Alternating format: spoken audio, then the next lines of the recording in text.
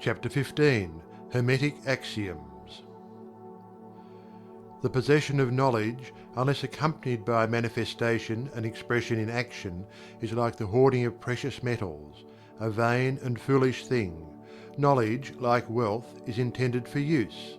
The law of use is universal, and he who violates it suffers by reason of his conflict with natural forces. The Kybalion. The Hermetic teachings, while always having been kept securely locked up in the minds of the fortunate possessors thereof, for reasons which we have already stated, were never intended to be merely stored away and secreted.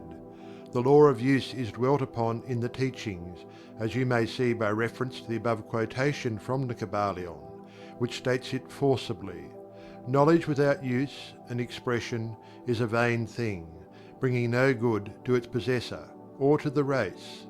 Beware of mental miserliness, and express into action that which you have learned. Study the axioms and aphorisms, but practice them also. We give below some of the more important Hermetic axioms from the Kybalion, with a few comments added to each. Make these your own, and practice and use them, for they are not really your own until you have used them. To change your mood or mental state, change your vibration. The Kybalion. One may change his mental vibrations by an effort of will, in the direction of deliberately fixing the attention upon a more desirable state. Will directs the attention, and attention changes the vibration. Cultivate the art of attention by means of the will, and you have solved the secret of the mastery of moods and mental states. To destroy an undesirable rate of mental vibration, put into operation the principle of polarity, and concentrate upon the opposite pole to that which you desire to suppress. Kill out the undesirable by changing its polarity. The Kybalion. This is one of the most important of the Hermetic formulas. It is based upon true scientific principles. We have shown you that a mental state and its opposite were merely the two poles of one thing, and that by mental transmutation the polarity might be reversed. This principle is known to modern psychologists, who apply it to the breaking up of undesirable habits by bidding their students concentrate upon the opposite quality. If you are possessed of fear, do not waste your time trying to kill out fear, but instead cultivate the quality of courage, and the fear will disappear.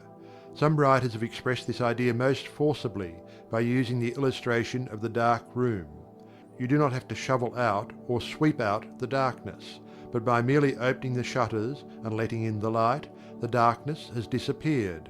To kill out a negative quality, concentrate upon the positive pole of that same quality, and the vibrations will gradually change from negative to positive, until finally you will become polarized on the positive pole instead of the negative.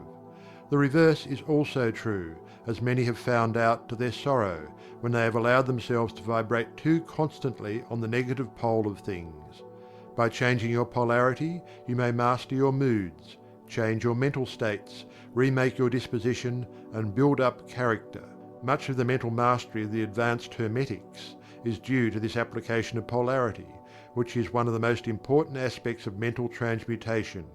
Remember the Hermetic axiom quoted previously, which says, "Mind, as well as metals and elements, may be transmuted from state to state, degree to degree, condition to condition, pole to pole, vibration to vibration." The Kybalion. The mastery of polarization is the mastery of the fundamental principles of mental transmutation or mental alchemy, for unless one acquires the art of changing his own polarity, he will be unable to affect his environment. An understanding of this principle will enable one to change his own polarity, as well as that of others, if he will but devote the time, care and study and practice necessary to master the art. The principle is true, but the results obtained depend upon the persistent patience and practice of the student. Rhythm may be neutralized by an application of the art of polarization. The Kybalion. As we've explained in previous chapters, the Hermetists hold that the principle of rhythm manifests on the mental plane as well as on the physical plane, and that the bewildering succession of moods, feelings, emotions, and other mental states are due to the backward and forward swing of the mental pendulum, which carries us from one extreme of feeling to the other. The Hermetists also teach that the law of neutralization enables one, to a great extent, to overcome the operation of rhythm in consciousness. As we have explained, there is a higher plane of consciousness as well as the ordinary lower plane, and the Master, by rising mentally to the higher plane, causes the swing of the mental pendulum to manifest on the lower plane, and he, dwelling on his higher plane, escapes the consciousness of the swing backward. This is effected by polarizing on the higher self, and thus raising the mental vibrations of the ego above those of the ordinary plane of consciousness. It is akin to rising above a thing and allowing it to pass beneath you. The advanced Hermetist polarizes himself at the positive pole of his being, the I am pole, rather than the pole of personality, and by refusing and denying the operation of rhythm, raises himself above its plane of consciousness, and standing firm in his statement of being, he allows the pendulum to swing back on the lower plane without changing his polarity. This is accomplished by all individuals who have attained any degree of self-mastery, whether they understand the law or not. Such persons simply refuse to allow themselves to be swung back by the pendulum of mood and emotion, and by steadfastly affirming the superiority, they remain polarized on the positive pole.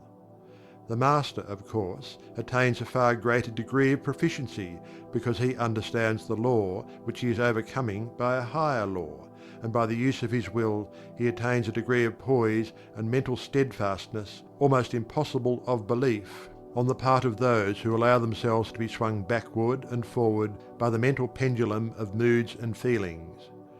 Remember always, however, that you do not really destroy the principle of rhythm, for that is indestructible.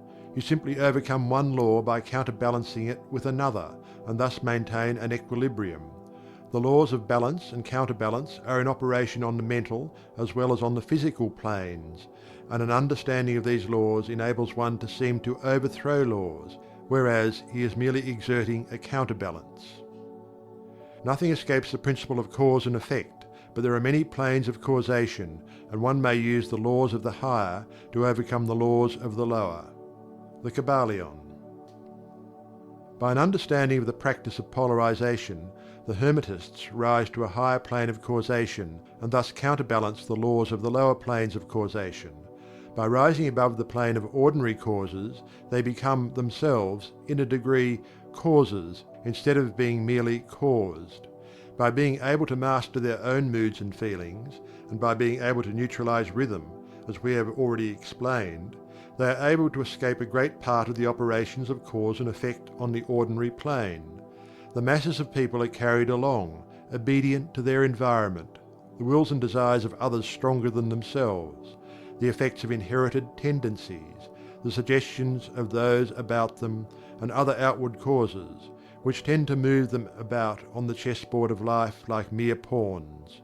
By rising above these influencing causes, the advanced Hermetists seek a higher plane of mental action, and by dominating their moods, emotions, impulses and feelings, they create for themselves new characters, qualities and powers, by which they overcome their ordinary environment, and thus become practically players instead of mere pawns.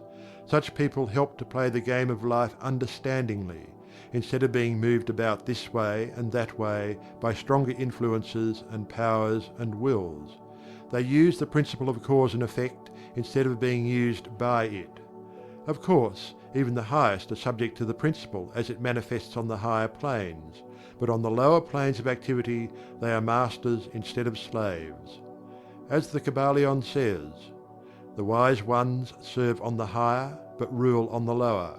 They obey the laws coming from above them, but on their own plane, and those below them, they rule and give orders. And yet, in so doing, they form part of the principle instead of opposing it. The wise man falls in with the law, and by understanding its movements, he operates it instead of being its blind slave."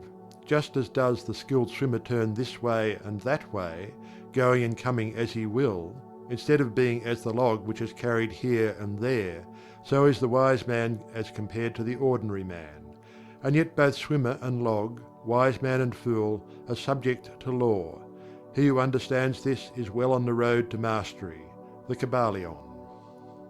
In conclusion, let us again call your attention to the Hermetic axiom: true Hermetic transmutation is a mental art.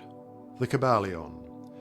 In the above axiom, the Hermetists teach that the great work of influencing one's environment is accomplished by mental power. The universe being wholly mental, it follows that it may be ruled only by mentality, and in this truth is to be found an explanation of all the phenomena and manifestations of the various mental powers which are attracting so much attention and study in these earlier years of the 20th century. Back of and under the teachings of the various cults and schools remains ever constant the principle of the mental substance of the universe. If the universe be mental in its substantial nature, then it follows that mental transmutation must change the conditions and phenomena of the universe. If the universe is mental, then mind must be the highest power affecting its phenomena. If this be understood, then all the so-called miracles and wonder workings are seen plainly for what they are. The all is mind. The universe is mental. The Kybalion.